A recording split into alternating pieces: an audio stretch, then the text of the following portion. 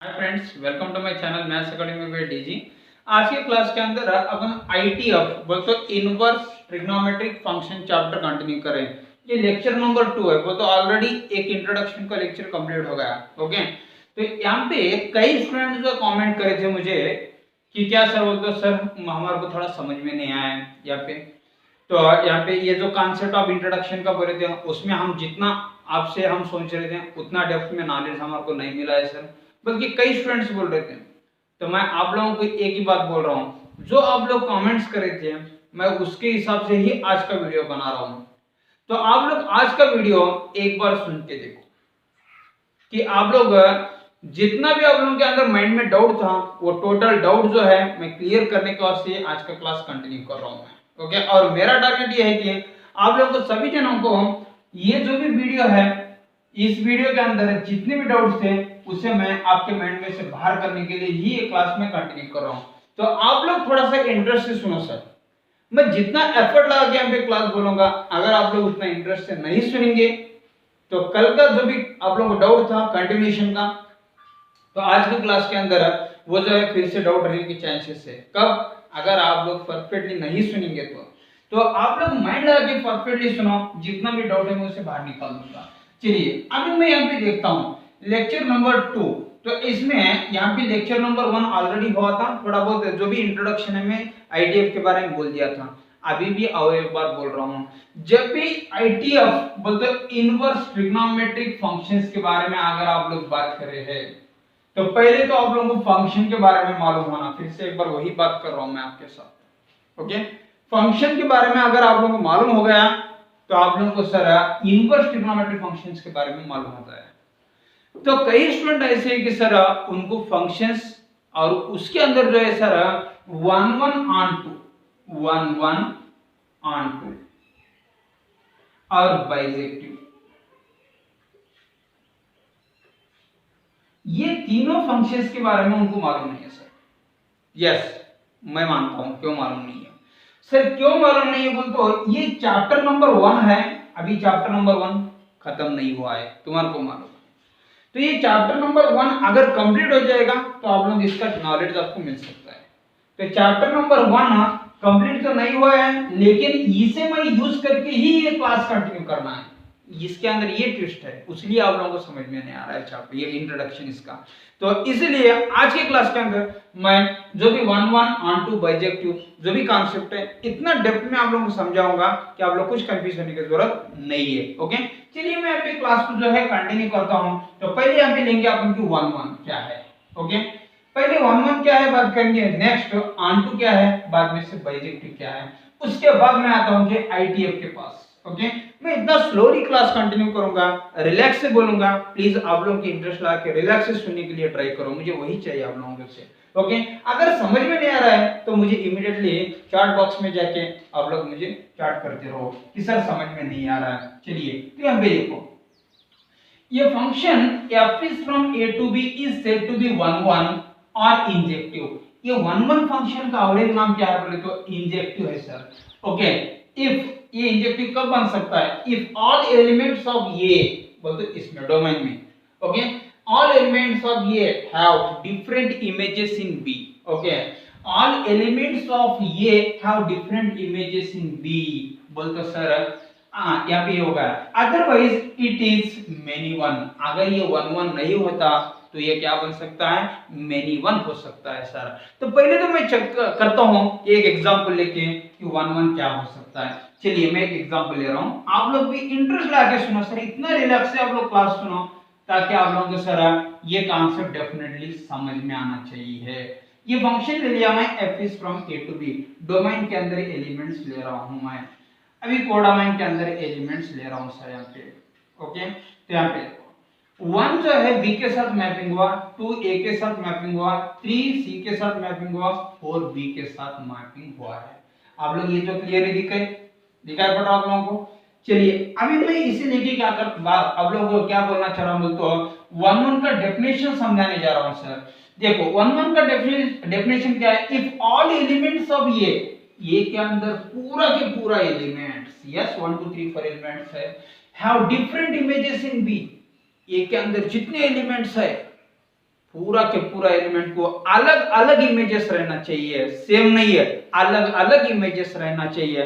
तो इसलिए मैं एक बार चेक करता हूं 1 के साथ इमेज कौन बन रहा है, फ्रेंडशिप, दोस्ती। ओके, 1 के साथ इमेज कौन बन रहा है बोलते बी, और 2 के साथ इमेज कौन बना रहा है बोलते ये, 3 के साथ फ्रेंडशिप कौन कर रहा है सर सी, और 4 के साथ भी फ्रेंडशिप कौन कर रहा है, एक बार देख लो बी। तो 1 के साथ जो भी फ्रेंडशिप कर रहा था बी, और जाके 4 के साथ भी उन्होंने ही फ्रेंडशिप बना लिया है यहाँ पे। बोलते इसका मतलब क्या होगा, all the elements of A have the different images in B, ये सब के इमेजेस है A B C। तो 1 का इमेज भी B बन गया और 4 का इमेज भी कौन बन गया P। बोलते ये एक बात बोल सकता हूँ 1 और 4 दोनों को भी सेम इमेज है, ये आप लोग गौर करके देखो, 1 और 4 को भी क्या है, सेम इमेज है सर। जब 1 और 4 को दोनों को भी सेम इमेज कौन है, B है, तो याद रख लो ये 1 1 नहीं हो सकता है। 1 1 कब बन सकता था, 1 और 4 को भी अलग अलग, इधर सपोज B था तो इधर दूसरा कौन सा था, अगर यहाँ पे एलिमेंट था तो उनके साथ वो मैपिंग करता था तो अलग अलग हो जाता, लेकिन B दोनों को भी इमेज बीच है तो सेम इमेज बन गए। जब याद रख लो कि इसका मीनिंग ये होता है कि ये 1 1 नहीं होगा सर। समझ में आ रहा ना कॉन्सेप्ट। और एक एग्जांपल ले लो, मैं आप लोग को अच्छे से समझाता हूँ। सेट ए में 1 2 3 4 ले लीजिए, सेट बी में एकदम रिलैक्स, मैं आप लोगों को यही बात कर रहा हूँ, मैं तुम्हें समझाने के लिए ही ये क्लास लिया आज का, मैं डेफिनेटली बोल रहा हूँ। जब मैं ए के अंदर एलिमेंट्स थे बी तो ए के साथ, अभी देखो, अभी मुझे बताओ क्या ये फंक्शन मतलब ये जो एग्जांपल है क्या 1 1 बन सकता, मुझे बताओ सर। 1 एक बी के साथ मैपिंग बनता है और 2 ए के साथ बनता है, 3 सी के साथ बनता है, 4 डी के साथ बनता है, डी के साथ बन रहा है। तो इसमें जितने भी 4 मेंबर्स हैं अलग अलग 4 मेंबर्स के साथ फ्रेंडशिप कर रहे हैं। इसके पहले क्या हुआ था, 1 और 4 दोनों जाके जैसे बी बोल के एक पर्सन के साथ फ्रेंडशिप करे थे, दोनों भी एक ही पर्सन के साथ यहाँ पे फ्रेंडशिप कर रहे हैं, ये एक ना ही है, ये दोनों 1 और 4 जाके एक ने के साथ ही फ्रेंडशिप बना रहे हैं।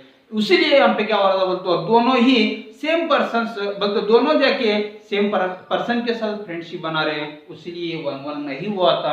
इसका मतलब देखो अलग अलग लोग जाके अलग अलग लोगों के साथ फ्रेंडशिप जब भी करेंगे सर, याद रख लो ये जो है 1 1 बन सकता है सर। ओके, ये 1 1 है और ये कौन है सर बोलते 1 1 नहीं है सर। ओके, तो इसका मीनिंग आप लोग क्लियरली देखना चाहिए कि ये जो कॉन्सेप्ट मैं 1 1 के बारे में एक्सप्लेनेशन दे रहा हूं सर। ओके, आप लोगों को नेक्स्ट इसके बाद यहाँ पे थोड़ा सा मैं रफ कर दूंगा यहाँ पे कि अभी यहाँ पे देखो नेक्स्ट जो है यहाँ पे मैं क्या करता हूँ बोलते सर, नेक्स्ट और एक एग्जांपल लेता हूँ आप लोग समझने के लिए। 1 1 function is f is from n to n and f of x is equal to x square m। Function कौन है, f of x is equal to x square, कहां से कहां तक मैपिंग हो रहा है उसका बहुत इंपॉर्टेंस है। n to n natural number two natural number, बल्कि डोमेन भी नेचुरल नंबर है, कोडोमेन भी नेचुरल नंबर है। मैं यहाँ पे लेता हूँ सर डोमेन के एलिमेंट्स, इधर भी नेचुरल नंबर है 1 2 3 4 5 6 7, और यहाँ पे कोडोमेन भी लेता हूँ, यहाँ पे भी सर 1 2 3 4 5 6 7 8 9 so on। तो यहाँ पे देखो अभी f is from n to n था, मैं यहाँ पे डोमेन के एलिमेंट आप लोगों को सर फर्स्ट पीयूसी में बोलता हूँ 11th स्टैंडर्ड में आप लोगों को मैं टोटल जो भी यहाँ पे फंक्शन के अंदर वैल्यूज कैसे सब्स्टिट्यूट करना जो भी आता है रिजल्ट उसे रेंज बोल के बोला था, जो भी कंसेप्ट एक्सप्लेनेशन दिया था सर। तो और एक बार बोल रहा हूँ जो डोमेन के अंदर एलिमेंट्स है मैं इधर सब्स्टिट्यूट करता हूँ ऐसा रिजल्ट 1, और डोमेन के अंदर एलिमेंट 2 स्क्वायर 4, और डोमेन के अंदर एलिमेंट 3 स्क्वायर 9। यस, तो इसमें सब्स्टिट्यूट करते जा रहा हूं सर। 1 जो है सब्स्टिट्यूट करने के बाद जो रिजल्ट आ रहा है इधर मैपिंग करो, 1 के साथ मैपिंग करो। जब 2 लिया था आंसर मुझे 4 मिला है, जब 3 लिया था आंसर मुझे 9 मिला है। तो आप लोग चेक कर लो सर, जब डोमेन के अंदर वैल्यूज अगर आप लोग इसमें सब्स्टिट्यूट करते जा रहे हैं तो वैल्यूज जब भी सब्स्टिट्यूट करते जा रहे हैं हर एक ने को इसके अंदर कुछ ना कुछ इमेज मिल रहा है सर, हर एक ने को इसके अंदर कुछ ना कुछ इमेज मिल रहा है। और वो कैसा इमेज है बोलते अलग अलग इमेज मिल रहा है। 1 के साथ 1 मैपिंग हुआ था तो यहाँ पे सर 2 के साथ 4 हुआ था, 3 के साथ 9 हुआ था। आप लोग कितने भी वैल्यू सब्स्टिट्यूट करो यहाँ पे अलग अलग इमेज मिलते जाता है सर, और हर एक में को मैपिंग रहेगा सर। जब मैं इसे क्या बोलूंगा सर, बोलते याद रख लो कि ये तो है 1 1 बन सकता है, क्यों? डिफरेंट एलिमेंट्स ने, तो all elements in domain having the different images in codomain, then only we can say that function is 1 1 function. Okay, so next this is the concept, and one more thing I will say in this by taking one of the example. So f is from, suppose we are taking z to n, so same function f of x is equal to x square. Now we are taking z as the integers, in this we are taking some integers, remember, okay, like this, and in this natural numbers.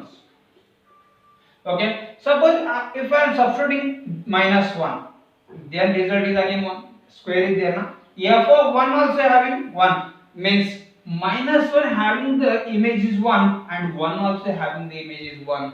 So different elements in domain having the same image in codomain, so we will say it is not 1 1. If it is not 1 1, then what will say, otherwise it is what, many one. उसका नाम क्या बोलेंगे अपन, many one बोल सकते sir. अगर वो 1 1 नहीं होगा, so then we will say it is ये many one.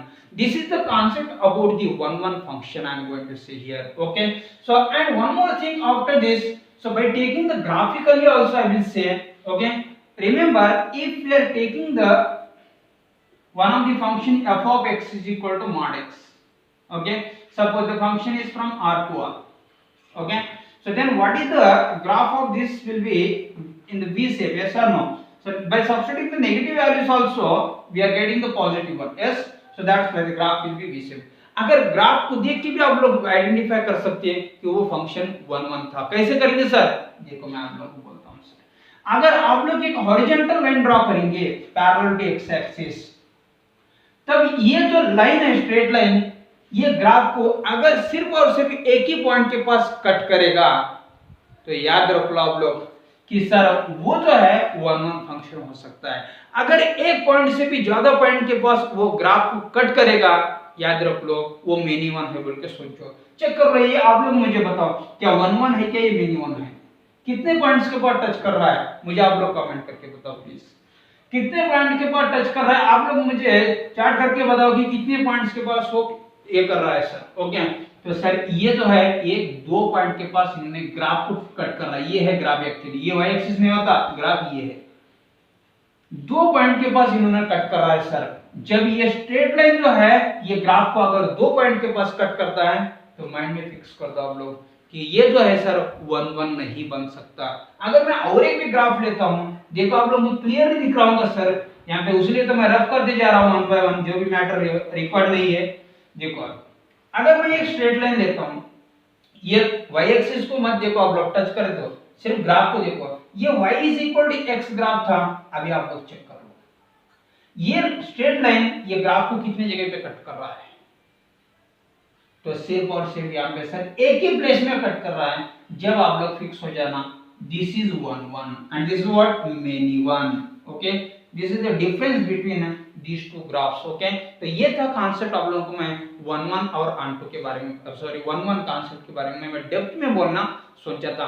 अभी भी अगर आप लोगों को डाउट है तो प्लीज मुझे सर कमेंट करना मत भूलो। ओके, मैं तो सोचता हूं कि आप लोगों को सर जितना आईटीएफ चैप्टर है इनवर्स ट्रिग्नोमेट्री फंक्शन उसके लिए इतना काफी है बोल के सोच रहा हूं। ओके, और इतना डेप्थ में मैं कंपलसरी आप लोगों को सर काम पे बोले तो चैप्टर नंबर 1 रिलेशंस फंक्शंस में और इतना डेप्थ में आप लोगों को मैं समझाऊंगा। ओके, तो नेक्स्ट थोड़ा ये रब कर दूंगा।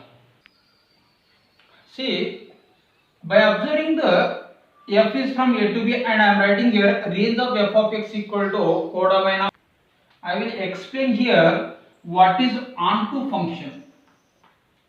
Okay, now just now we have completed the 1 1 function, so now we can start the onto function. अभी मैं onto function क्या है वो बोलूंगा। ये बहुत ही सिंपल है सर, अगर range of a function is equal to codomain of that function हुआ तो याद रख लो कि वो जो है सर ऑनटू फंक्शन होगा। ज्यादा डेप्थ में मत सोचो सर, सिंपल अगर रेंज इक्वल टू कोडोमाइन बनेगा ना, याद रख लो वो सर ऑनटू फंक्शन है, बस उतना ही। मैं एक एग्जांपल लेके आप लोगों को बताता हूं। 1 2 3 4 एलिमेंट्स ले लिया, यहां 3 4 5 एलिमेंट्स ले लिया, यहां पे a b c d elements ले लिया। ओके, तो यहां पे b है, जब 1 ए के साथ मैपिंग होता है ऐसा, जब भी इस तरीके का मैं आप लोगों को मैपिंग बताता हूं तो चेक करो सर, ये F is from A to B mapping था। ओके, तो यहाँ पे ये जब चेक करेंगे आप लोग, सर इसमें डोमेन तो ये है, इसमें 5 एलिमेंट्स है, कोडोमेन में कितने हैं 4 एलिमेंट्स है। B is equal to set of A B C D है, ये कोडोमेन। अभी रेंज क्या है तुम्हारे को तो मालूम है, रेंज कैसा निकालेंगे अपन, रेंज कभी बने तो कैसा रहेगा, जो भी A के अंदर एलिमेंट्स हैं वो B के अंदर जो भी एलिमेंट के साथ जब मैपिंग बनाता है वो टोटल एलिमेंट्स को मैं सेट के अंदर लिखता हूं। देखो 1 A के साथ मैपिंग हुआ, 2 B के साथ है, 3 C के साथ है, 4 D के साथ है, 5 भी D के साथ है। तो आप लोग देखो क्या रेंज इक्वल टू कोडोमेन नहीं हो क्या सर, एक्चुअली यहाँ पे रेंज जो भी है कोडोमेन है, कोडोमेन ही रेंज है, तो इसलिए मैं यहाँ पे इसे क्या बोलते हैं, फंक्शन को यहाँ पे ऑन टू फंक्शन बोल के बोल सकता हूँ। बहुत ही सिंपल है, जब भी रेंज इक्वल टू कोडोमेन बनेगा तो उसे अपन ऑन टू फंक्शन बोल के बोलेंगे सर। तो और एक एग्जांपल लेंगे यहाँ पे कि तुम्हारे को समझाने के वास्ते, जब एक बन सकता है तो और एक क्यों नहीं बनेगा, ये क्वेश्चन मार्क आप लोगों का रहेगा सर। चलिए इसे मैं रख कर 1 यहाँ पे जाके देखो, 1 जो है सर यहाँ पे B के साथ मैपिंग है, ये 2 के साथ मैपिंग है। ओके, कंप्लीट हो गया। यहाँ पे एक एलिमेंट C ले लेंगे तो 3B के साथ मैपिंग है। ओके, तो अभी कोडोमेन लिखता हूँ पहले ABC। आप लोग मुझे कमेंट करके बताओ जल्दी से फटाफट, क्या ये जो है कोडोमेन कोई इक्वल रेंज बन सकता क्या? रेंज किसे बोल रहा हूं मैं, जो भी A के अंदर एलिमेंट है B के अंदर जो भी एलिमेंट के साथ मैपिंग होना चाहिए।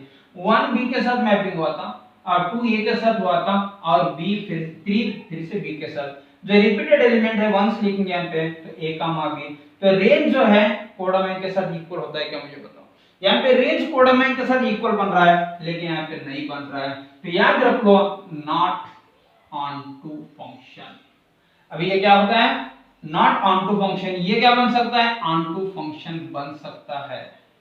ओके, दोनों में फर्क बता दिया मैं आप लोगों को, कब ऑन टू बनता है और कब ऑन टू नहीं बनता है सर। ओके, तो मैं ये दोनों के अंदर जो फर्क आप लोगों को मैं बहुत ही क्लियरली बता दिया सर। अगर आप लोग मुझे बोल रहे हैं सर थोड़ा सा ग्राफिक के लिए हमारे को बताओ क्या, अगर आप लोग बोल रहे हैं तो मैं ग्राफ भी लेके आप लोगों को बता सकता हूँ, बहुत ही इजी है। एक बार देखो यहाँ पे मैं ग्राफ ले रहा हूँ सर इसका, अगर x एक्सिस है या y एक्सिस है, फिर से इसके पहले जो मॉडुलस फंक्शन लिया था ना, ये मॉडुलस फंक्शन है। ओके, जब इसका जो यहाँ पे मैपिंग R टू R था, वो तो डोमेन रियल नंबर्स है, कोडोमेन भी रियल नंबर्स है। ओके, जब यहाँ पे मैं जब एक लाइन लेता हूं मैं, यहाँ पे देखो वो जो लाइन है यहाँ पे क्या होना चाहिए सर बोलते हो, ये स्ट्रेट लाइन है पैरेलल टू x एक्सिस है, वो ग्राफ को एक से दो जगह पे बोलते हो, यहाँ पे देखो एक से दो जगह पे मिनिमम एक तो रहना चाहिए sir, minimum at least one place में तो एक पॉइंट के पास तो वो ग्राफ को टच करना चाहिए सर, याद रखो। उससे ज्यादा टच करे तो चलेगा,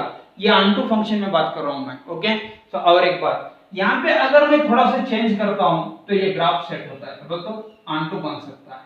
ये क्या लिया मैं, वो close interval 0 to open interval infinity तक ले लिया सर। ओके, ये ओपन इंटरवल है इधर, ओके इधर ये क्लोज है, तो यहाँ पे देखो इसका यहाँ पे कोडोमेन क्या था सर बोलते 0 टू इंफिनिटी है, तो यहाँ से यहाँ तक तो ग्राफ भी ऐसा मैपिंग हो गया। ओके, तो ये है सर। नेक्स्ट अगर आप देखो ये ग्राफ को कितने प्लेसेस में टच करना चाहिए सर बोलते हो, दोनों प्लेसेस में टच करना चाहिए। अगर मैं यहाँ पे ग्राफ लेता हूँ f is from R to R बोल के, फर्क है इसके पहले जो लिया था ना वो बता रहा हूँ। जब f is from R to R लेता हूँ सर तो चेंजेस में आप लोग यहाँ पे बता रहा हूँ, देखो क्या चेंजेस है सर बोल, यहाँ पे देखो ये x एक्सिस है, ये कौन है y एक्सिस है। ओके, तो यहाँ पे देखेंगे कि ये फिर से वही ग्राफ है f of x equal to mod x he graph है सर, लेकिन कोडोमेन बदल गया, दोनों में फर्क है अभी। ओके, तो यहाँ पे जब मैं ये लेना चाह रहा हूँ तो क्या ग्राफ इधर टच कर रहा क्या पता मुझे, ये यहाँ पे स्ट्रेट लाइन जो पैरेलल टू x एक्सिस है इधर ग्राफ टच कर रहा है, y इज इक्वल टू ये 2 था सर, मैं y इज इक्वल टू -2 लिया, क्या ये ग्राफ को टच कर रहा है क्या मुझे बताओ। ये ग्राफ को टच नहीं कर रहा, ग्राफ तो ऊपर है, ग्राफ को टच नहीं कर रहा। अगर एक पैरेलल लाइन लेता हूं मैं विथ रिस्पेक्ट टू कोडोमेन वो फंक्शन को, तो पैरेलल टू x एक्सिस ले रहा हूं मैं वो स्ट्रेट लाइन को, तो अगर वो ग्राफ को टच नहीं कर सकता है तो ये ऑनटू नहीं बनेगा सर, याद रखो ये बहुत इंपॉर्टेंट बात है। ये ग्राफ को टच ही नहीं करेगा, लेकिन सर ये जो भी वैल्यूज है ये कोडोमेन में है, देखो लेकिन इधर कोडामाइन में थी क्या ये वैल्यूज? नहीं है। इसलिए सर आप लोग ऑब्जर्व करो, जब ये स्ट्रेट लाइन ड्रॉ कर रहा था ये कंपलसरी टच कर रहा है सर एक्स एक्सिस, ये है कहां पे? ग्राफ को, लेकिन इधर ग्राफ को टच नहीं कर रहा है सर, जब ये ऑनटू नहीं बन सकता। एटलीस्ट एक तो पॉइंट के पास है ये ग्राफ को टच करना चाहिए था, straight line parallel x axis, लेकिन ये टच कर रहा है लेकिन ये नहीं कर रहा है। क्यों बोलते हो? इधर कोडामाइन है, ये देखो कोडामाइन है, लेकिन इधर भी ये तो कोडामाइन का पार्ट ही नहीं होता, तो ये ऑनटू है सर। दोनों का फर्क मैं आपको बता रहा हूं। ओके, तो ये 1 1 और ऑनटू का कांसेप्ट मैं आप लोगों को बोल दिया। अगर ये समझ में नहीं आ रहा तो छोड़ दो सर, मैं फिर से आप लोगों को रिलेशन फंक्शन में बहुत डेप्थ में बोलूंगा। ओके, ये ऑब्जेक्टिव में ज्यादा यूज होता है कांसेप्ट, तो आप लोग ये याद रख लेते बस है क्या? Range equal to codomain. Okay, तो ये हो गया। इसके बाद यहाँ पे क्या करेंगे बोलते हो, जब ये 1 1 ये फंक्शन ले रहा हूं मैं, ये फंक्शन 1 1 और ऑनटू बन सकता है। एक फंक्शन अगर 1 1 ऑनटू बन सकता है उसे तो अपन क्या बोलते हैं सर? बोलते हो बाइजेक्टिव बोल के बोलते हैं सर। वो फंक्शन का नाम क्या है? बाइजेक्टिव। फंक्शन कब बाइजेक्टिव बन सकता है बोलते हो? If the function f is from a to b is said to be a bijective, it should be a 1 1 and onto। वो क्या होना चाहिए? 1 1 और onto होना चाहिए। ओके, तो अगर फंक्शन 1 1 और onto बनेगा तो उसे क्या बोलते हैं अपन? बाइजेक्टिव बोल के बोलते हैं। तो यहाँ पे अपन कान तक रीड कर रहे हैं सर, अभी कान तक कंप्लीट कर दिया मैं मालूम। 1 1 क्या है, उसके बाद ऑनटू क्या है, बाद में से बाइजेक्टिव क्या है। ओके, बाइजेक्टिव का मतलब 1 1 ऑनटू हो तो बाइजेक्टिव बस। ओके सर, अगर फंक्शन बाइजेक्टिव बन गया, ओके मैं थोड़ा सा ये पार्ट रफ कर देता हूं। चलिए यहाँ पे मैं क्या बोल दिया आप लोगों को? 1 1 क्या है और ऑनटू क्या है और ये बाइजेक्टिव है। ओके, ये बोल दिया सर यहाँ पे। तो जब फंक्शन जो है f is from a to b bijective बन गया सर, बाइजेक्टिव बना हो तो 1 1 होना ऑनटू होना। अगर ये 1 1 भी है, ये बाइजेक्टिव ऑनटू भी है, तो मैं बाइजेक्टिव बोल दिया। अगर फंक्शन बाइजेक्टिव हो जाता है देन इट इज एग्जिस्ट, वो किसके लिए? पर इनवर्स। वो किसके लिए एग्जिस्ट बन सकता है? जब इनवर्स के लिए एग्जिस्ट हो सकता है सर, ये आप लोग माइंड में रखो। ओके, जब ये बाइजेक्टिव बन जाता ना तो याद रख लो which is exist for inverse. Okay, तो इनवर्स क्या बन सकता है सर? ये f is from a to b था ना, मैं इसे ऐसा डिनोट करता हूं इनवर्स फंक्शन को। इसे क्या बोलेंगे सर? बोलते हो inverse of f, inverse of function f, इसे मैं ऐसा डिनोट करता हूं। जब क्या चेंजेस होंगे सर? जब ये प्लेसेस बदल जाएंगे सर। जो डोमेन था कोडोमाइन होता सर, कोडोमाइन था कोडोमाइन हो जाएगा। बस इसे ही अपन क्या बोलते हैं मालूम? इनवर्स फंक्शन बोल के बोलते सर, याद रखो इनवर्स फंक्शन।